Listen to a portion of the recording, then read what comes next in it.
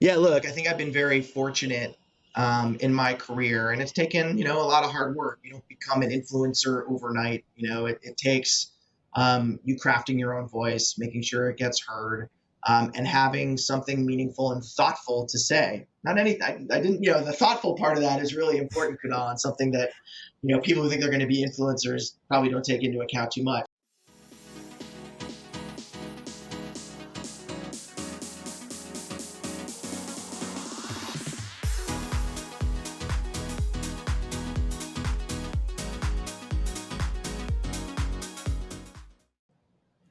Hello and welcome to the world's most interesting people. I'm your host, Kunal Gandhi, and I am super, super excited about our guest today. We got Jamey Edwards in the building. How you doing, Kunal? How you doing, Jamey? I'm doing great. So today you are calling in from Los Angeles, California. How is it out there? 72 and sunny, I think is what they say. It's a great place to be. I originally grew up in Buffalo, New York. So, the weather out here has been a nice change, but still think about Buffalo as being my hometown. So I'm an East Coast guy at heart. Awesome. Jamey, we're going to get into your background. I'm going to give the listeners a little bit of context. Jamey is the COO of StartUp Health. Medical Life has called you one of the top 50 most influential voices in healthcare. You wear many different hats, which we'll dive into today. But the one thing that really stands out about you, Jamey, is that people say that you are humanizing healthcare. Tell us, about your background and what does humanizing healthcare mean, Jamey? Yeah. So look, the first 10 years of my career, Kunal, was like investment banking and private equity work. After that, went headlong into entrepreneurship and went to work for a family business that was an ER hospitalist and anesthesia group. And so when I became the CEO of that group, the co-founder of that was my uncle, a guy named Dr. Irv Edwards. And I saw firsthand the struggle that doctors were having every day on the front lines of healthcare, being asked to do more with less, the impersonalization of the relationship, how technology was intermediating the patient-provider relationship. And it just made care like largely impersonal. And, when you take a look at the issues that we're facing in our healthcare system today, one of those is physician burnout. And everyone talks about patient-centric healthcare. I like to talk about people-centric healthcare because the provider has a big part of that and is a big part of the relationship. And doctors were largely being treated like consumable resources. What's the number one symptom of that burnout? Well, it's treating a patient like an object instead of like a person. And so what patient wants to be treated like an object instead of a person? And, more importantly, like a statistic as opposed to, a family member, a brother, a sister, a mother, a father, like all those things that we are, when we get labeled as a patient, somehow, the relationship changes. And so humanizing healthcare for me was really centered around restoring the joy of calling back to providers across the country by putting easy to use technology at their fingertips that really drove the patient relationship and provider relationship as opposed to got into the middle of it. Our goal is to, that joy of calling, like my theory was if I could restore that, then doctors would take better care of their patients because they could be more present. They could really invest in that encounter in a different way and invest in the longitudinal history of who that patient was. So that to me is what humanizing healthcare is all about.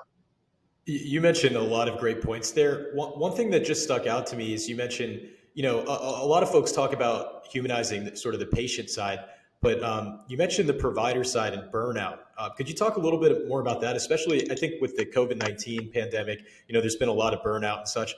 And as we transition back into sort of back to in-person, how do you see that sort of relationship playing out? Yeah, well, look, I think it's really interesting. Pre-COVID-19, I think there was a Mayo Clinic study that basically said physicians were one of the largest burnt out workforces in the country. And that 49% of physicians, so almost half, were suffering from one or two symptoms of burnout. And so when you take a look at that number, that was pre-COVID. And we all know how stressful COVID was to the healthcare workers in our system. They talked about COVID being a lonely diagnosis, but it was also just one of great challenge for the healthcare workforce. Like, they had to be gowned up every time they went into a room. They were witnessing death from this disease at a large toll. And it was just this very like isolating and frustrating experience as the health system came to grips with what was one of the biggest challenges it's ever faced. So from that perspective, it's been,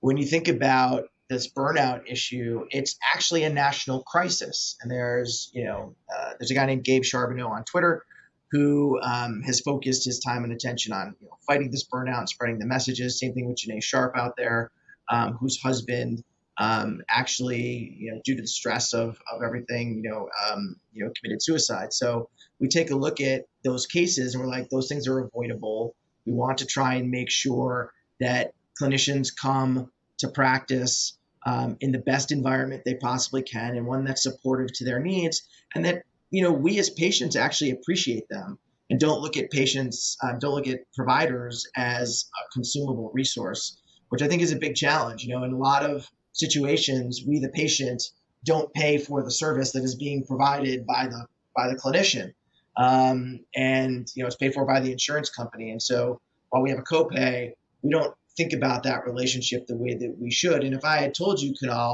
hey, you have to come and wait for 20 or 30 minutes in a waiting room in a physician's office today, you'd be like, oh my God, doesn't this physician value my time? How could they have me wait that long? Don't they know I've got work to get back to or a family to get back to?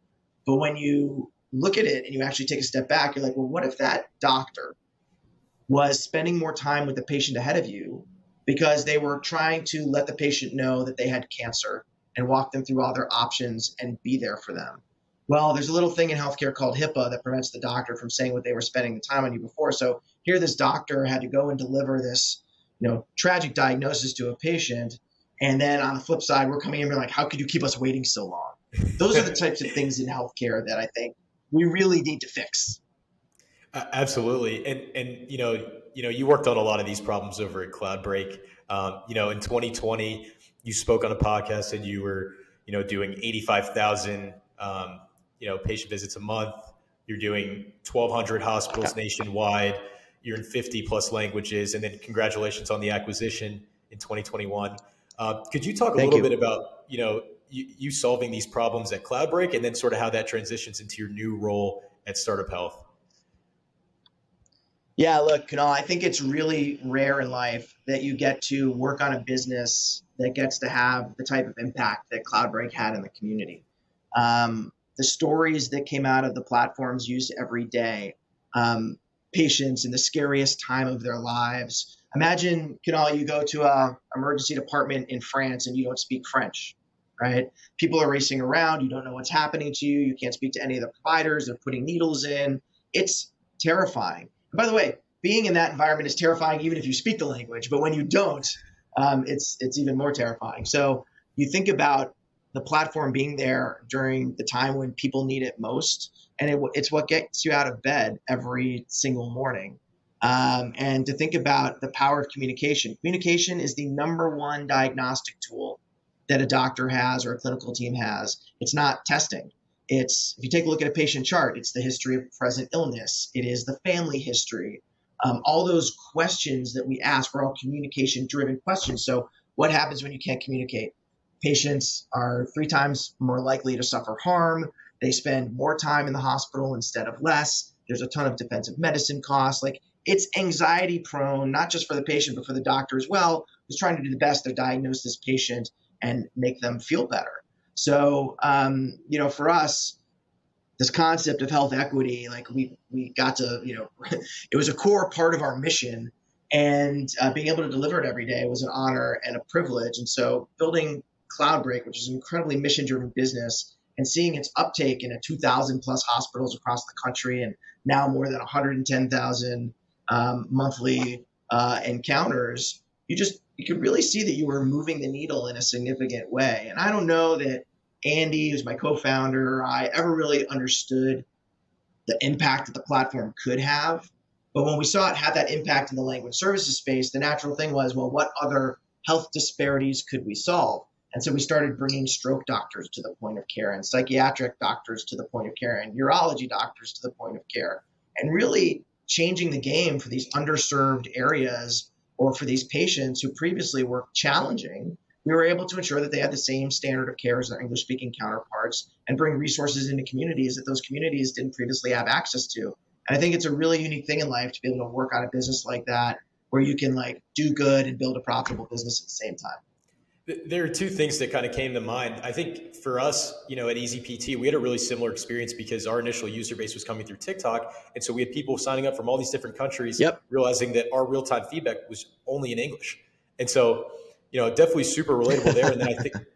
And then I think about the magnitude of a company like Duolingo. Duolingo is massive.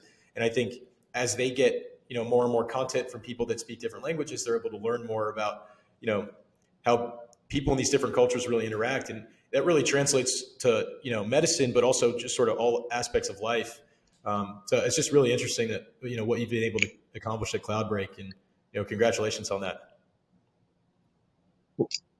Well, yeah, by the way, your experience at EZPT has kind of been the same experience that a lot of different telemedicine companies had during COVID. When all of a sudden they were seeing this uptick in demand and they realized, oh, I have a Spanish-speaking patient, but I don't have a Spanish interpreter that can come into this call. So we very much focused at Cloudbreak on the interoperability of the platform at that point in time to make sure that you could get a call if you were on the Caregility platform or if you were on the platform at UCSD in San Diego, and that you could with a push of a button bring a language interpreter in and then have a free-flowing interaction with a patient and provider who were teaming up to help handle a major issue. So, from that perspective, it was really gratifying. So tell us about the acquisition. How did that sort of go down? And I guess maybe walk through for founders that are out there that are looking to maybe go that route at some point. I know you guys did a SPAC in 2021. So, could you explain sort of how the logistics of the acquisition went? And then also, what do they really value, in your business? Yeah, so one of the things that we were very focused on, and obviously Kunal, I spend a lot of time now coaching and mentoring, other entrepreneurs as well. And so, all of my failures, if you will, are lessons for other people. So when it came to building Cloudbreak, one of the things that we were really focused on and learned early on was, while we were very focused on building the best product possible, we were also very focused on making sure we had product market fit and making sure that we could actually drive revenue off the product suite that we were building. So we, I guess we kind of ripped a page from Facebook, move fast and break things, right? And in that, we realized that the healthcare bar was higher, but we very early on brought in our clients on our product roadmap and product development path so we could get feedback that we could then implement into the product itself, which I think proved to be very fruitful. And we were able to do that while driving revenue at the same time. So we didn't let perfect be the enemy of something that was really good, that really helped people. Because what good is your product if it's sitting on your own shelf and it's not sitting on the shelf at the grocery store where people can have access to it, right? So I think that was a key thing. I think another key thing is we understood that recurring revenue models were really important, and that if we were really going to help people, structuring our solution around a subscription model with monthly recurring revenue was going to be something that, one, helped us scale as a business, but two, gave our clients certainty that we were going to be there for them month after month after month, and really change the nature of the relationship from one of consumer to one of partner. And those are important lessons that we learned. And in healthcare, we also learned that healthcare changes from the inside out from an innovation standpoint. And so we needed to come at our value proposition that we were talking to our clients about with a healthcare mindset. And think about things like return on investment, not just reducing costs, but how we were going to use our product suite to drive change throughout the healthcare system in a really positive way. And that kind of is always along three dynamics. It's around quality, it's around efficiency, and it's around customer service. And if you take those three parameters and you apply them to whatever care setting you're in, if that's the payer, if it's the health system, if it's home health, if you manage those three things well, you will develop a great business around it. But those are the three factors and vectors that we thought were really important when we were considering ROI. It's interesting. And then how did you think about bringing the payers into the mix? Reimbursement strategies, those kinds of things. How do you think about those? Yeah, interestingly enough, we did not push to have Medicare, come up with a CPT code that could, reimburse for our solution. The way we thought about ourselves was as a tech-enabled service provider that the hospital invested in because they would get an ROI on it, not because it was a reimbursed for solution. And we didn't want to have to rely on regulation to drive our business from that standpoint and from a payer standpoint. Um, Payers, I think, are a huge driver of language services. And the reason that is every time you get an EOB, right, from your payer saying, here was the service you received at your doctor, what's the other sheet that you get in that EOB? It's that you have access to language services. And so there was a regulatory tailwind for the business in terms of the standpoint that Office of Minority Health, ADA, and a slew of other regulations drove the use of language services. But we did not strive to go out and try and get us, again, a CPT code for it or anything like that. We felt like there was a service that we were providing that had value that could really create a better experience for the patient and provider while driving efficiency, quality, and customer service. And so those are the things that we focused on. That's awesome. And so, a lot of people know this about you. HIMSS called you a change maker. You've been praised by a lot of these large organizations. Could you talk a little bit about that and, sort of what impact you've been making there? Yeah, look, I think I've been very fortunate in my career, and it's taken, a lot of hard work. You don't become an influencer overnight. It takes you crafting your own voice, making sure it gets heard, and having something meaningful and thoughtful to say. Not anything. I didn't, the thoughtful part of that is really important, Kunal, and something that, people who think they're going to be influencers probably don't take into account too much. And so what I make sure I do is no one manages my Twitter account for me. I manage it for myself. Same thing with my LinkedIn. I don't have a firm out there who's managing on my behalf. I want to make sure it's authentically mine. And so I try and share things that are of interest to the broader community. And I've developed a whole voice around this concept of humanizing healthcare, digital health innovation, and now in my latest seat at StartUp Health, how to help entrepreneurs attack what are the biggest health challenges of our time. I've been very, very fortunate from that perspective to participate in the program at HIMSS, to be named by Medical Life, all those things. It's not why you do it, but having the validation that your voice is being heard and that what you're saying is contributing to what is a broader dialogue about really important issues is, always a nice thing to have. I think I'm really lucky right now to be part of a platform like StartUp Health that has, a wonderful media engine that's really in the business of great storytelling, that is getting the news out there about all of the great work that our portfolio companies are doing. Having the opportunity to sit here with you, Kunal, and have this discussion, I'm grateful for it all. It's an honor and a privilege to be able to do these types of things. So, I take that work seriously. Make sure that what I'm saying, I don't go off, half-cocked or whatever it might be and just throw a bunch of stuff out on social media. I try and be as thoughtful as I can and curate what I think is an important dialogue that we need to be having, one, as an industry, and two, as a country and a nation, and then three, just as a human race, right? I think one of the things that was pretty amazing during COVID is we actually saw what could happen if we all teamed up together and realized we were all just one people, one human race against, a microbe, and to see what could happen. We could turn off trillions of dollars of GDP. We could restructure how we thought. We could bring in innovative solutions more quickly than we normally would to help solve these problems. The creation of the vaccines was nothing short of incredible. And, this is what we're supposed to be doing as a people, and the power of what happens when we all come together. And StartUp Health, to Steve Krein and Unity Stokes, they're the two co-founders there. To their credit, they have built the whole platform around community. To them, that's where the rubber meets the road. And they realize by creating this global army of health transformers that that is the best way that we can, achieve the mission, which is solving the world's greatest health challenges. So tell us more about StartUp Health. Let's dive deeper into that. What companies are you most excited about in the portfolio, and what sorts of solutions are you seeing that you think will push this notion of a digital transformation in healthcare? Yeah, look, I think the thing that's been really great about Startup Health is every time I meet a new portfolio company, I'm excited about it. Like, I love learning about new businesses. I'm inspired by the work that the entrepreneurs are doing. And the Startup Health portfolio is a really interesting one because it is representative of a broad swath of the industry. So while we typically only invest in pre-seed, seed, Series A type companies, we do follow-ons. We do have companies in the portfolio that are unicorns. The portfolio value today is, north of $20 billion. And the companies in the portfolio are worth that. So you think about just the change in healthcare and the value that's been created over the last few years, investing in these digital health businesses, and it's staggering. But where the rubber really meets the road for me is being able to meet with these entrepreneurs, people like yourself. Like, Connell, we met, we spoke about your business. Like, I love the fact that there are people like you out there.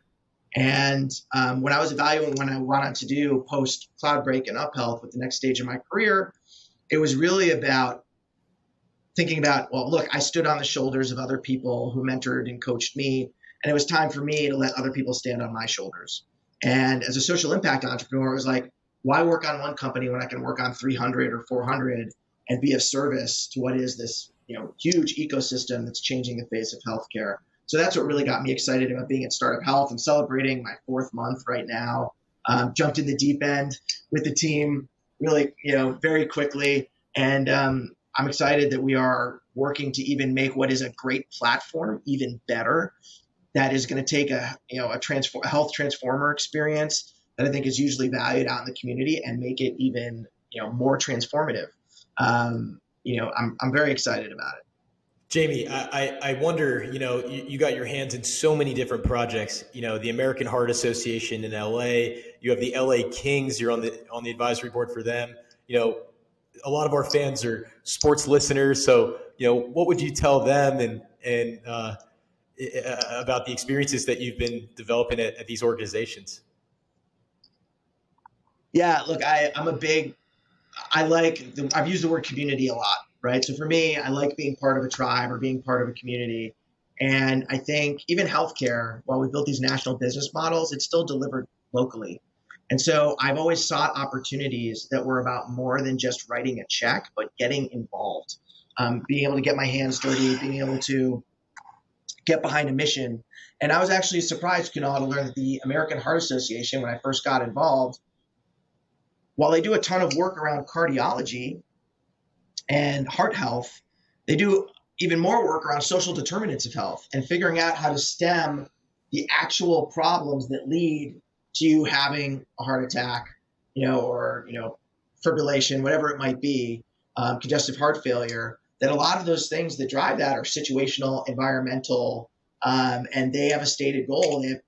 They do work on some very innovative grassroots projects, such as creating organic gardens in the middle of inner cities, because there are food deserts in these inner cities where they don't have access to, fruits, vegetables, whatever it might be. So creating a garden where these people can, go and have access to this type of fresh produce and grow it and be more connected with the ground and the land, is something that can really help heart health overall. So there are things like that I think are really innovative that I'm just, again, privileged and honored to be involved in. And yeah, look, I'm a hockey fan. I grew up in Buffalo, New York.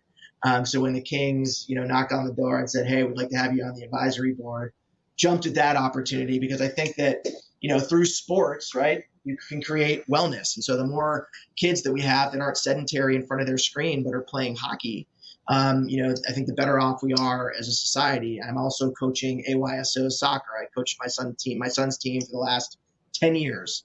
And so, I think especially now with the proliferation of screens and seeing the addiction that's been built into people using their screens, anything I can do to support people being outdoors, playing sports and being athletic and getting their body moving, like, I'm in favor of. So that's why I participate in those things. There were some interesting conversations going on about sort of, how today's and tomorrow's generation sort of interacts through these online platforms. So rather than sort of meeting people in real life and creating online relationships, you're sort of seeing the inverse, where people are creating online relationships and bringing them to the real world. And so, Yeah. and I think this happens commonly in the creator space, but I'd be curious to see how you envision the future of healthcare and sort of what the next couple of generations will look like in these ecosystems. Yeah, look, I think there are a few things there. You talked about starting relationships online and then meeting people in person. I think the internet's been amazing for that. And I'll actually tell you, my presence on Twitter and a lot of this thought leadership work that I do results in what are amazing relationships with tremendous people. I think about the relationships that I built with Nick Atkins from the Pink Socks movement. I think about relationships like Jessica DeMassa, who is one of the founders, with Matthew Holt of What's the Future of Healthcare. All of those relationships started online, right? Started with us conversing and hearing each other's voices and learning more about each other. And then you go to a conference and you get to meet these people that you've been engaged in a dialogue with for potentially years. And they turn into these wonderful real relationships. One of those for me is Razu Shrestha from Atrium. Anytime we get together in person, it's like no time has passed, and these people are they become like my conference family. So I think the best relationships are the ones that traverse both worlds, right? We talk about IRL as an acronym, right? In real life, the best relationships are the ones that either start in real life that you continue online, or you started online and then you can continue them in real life. That to me is what the human condition is really about. It's about all of us connecting and realizing we're a part of like a bigger story. So when it comes to healthcare, look, healthcare is an industry that is one of the last to go through digital transformation. We're talking about 4.2 plus trillion of GDP and growing. And we're talking about an industry where things need to change, where we realize that an industry that's the number one cause of bankruptcy for a personal bankruptcy for patients, that means the industry is broken and it needs to be fixed. And I think we all realized if we were to build a new healthcare system today, we would build it differently. But what we're fighting is what I would call institutional biology. We've created these, pools of revenue and these companies whose job are to sustain themselves. And so it's hard to say, well, we don't have a need for you anymore. We're going to shut you down and move to a new model. But candidly, someone with some political conviction kind of needs to figure out how to make some of these things happen, because the way we're doing it isn't the long-term sustainable path forward. And that to me is an exciting thing. We're in the early innings of a broader digital health transformation. And it means there's going to be a ton of value creation in healthcare coming forward. And hopefully the pioneering of what is a new, better, more accessible, more health equity driven experience. Absolutely. I think, at least, from how I see it, I think that the One Medicals and the Forward Healths of the world are sort of directionally where things seem to be going, and having this omni-channel approach where you have the in-person aspect to it, still that human-centric aspect to it, but then also the digital aspect where you can reach a provider of care from just your phone, a quick phone call, a quick message, 24/7. I think, that's the direction that I personally would like to see the future look like for Gen Zs and after. Hopefully, well, look, the fact of the matter is, Kunal, to that point, we are seeing a ton of new omni-channel strategies come to market. And some of them have been in primary care, like a One Medicine or a Forward. Others have been in cardio, right? Others have been like companies like Oshi and Salvo Health in GI. And, it's been pretty cool to see the evolution of these business models and have them realize that online's not enough, but that the gold standard of care anymore currently is not just the in-person visit. We have a whole system built around the in-person visit, but that the gold standard is really the right type of visit for that specific chief complaint. And that might start off with a digital front door or a phone call that then leads to an ultimate in-person visit that is now higher up the value chain. And we've saved the patient a lot of waiting room time and a lot of time off of work and a lot of babysitting time, that they might have had to use so they could go into their doctor's appointment. And an experience that's way more accessible to more people because they haven't had to leave work or leave their job and hop on a bus and go across town or do whatever they might need to do. So I don't know. I think we're living through really exciting times. Absolutely. Jamey, before we wrap things up, I have one final question for you. Yeah, fire away. So what is one word that you would use to describe yourself? Ooh, just one, huh? Maybe a couple, I would but go one. with I would go with one concept, which is servant-oriented leadership. So servant could be the word. I really look at myself as walking this earth to serve others. And those aren't just like trite words. It's like a big part of my leadership model.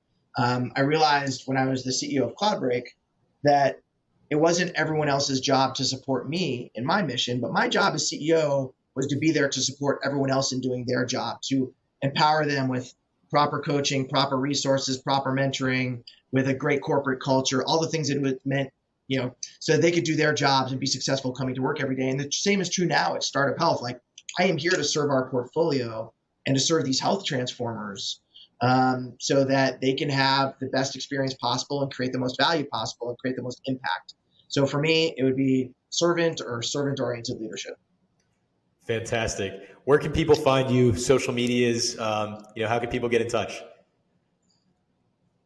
Yeah, look, I engage with people obviously pretty frequently on Twitter, at Jamey Edwards, JameyEdwards, or on LinkedIn. You can just search for Jamey Edwards, and I'm on there as well as Instagram, at Jamey Edwards on Instagram as well. So I really do engage with people online frequently. So if you send me a direct message or you put a comment in on one of my posts, I will respond.